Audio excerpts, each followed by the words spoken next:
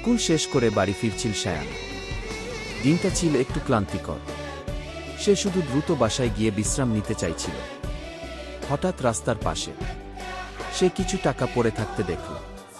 চারপাশে কেউ নেই, কেউ দেখছেও না। সে চাইলে টাকাটা রেখে দিতে পারত, নিজের জন্য কিছু কিনতেও পারত, কিন্তু তার মন বলছিল, এটা তো আমার না। একটু সামনে গিয়ে সে দেখল এক বৃদ্ধ মানুষ বারবার নিজের পকেট খুঁজছেন। মনে হচ্ছিল তিনি কিছু হারিয়েছেন। সায়ান ধীরে ধীরে এগিয়ে গিয়ে বলল, চাচা, এটা কি আপনার? বৃদ্ধ মানুষটি টাকাটা দেখে অবাক হয়ে গেলেন। তিনি বললেন, হ্যাঁ বাবা, এটাই ছিল আমার ওষুধ কেনার টাকা। তার চোখে পানি চলে এলো। তিনি চুপচাপ সায়ানের জন্য দোয়া করলেন।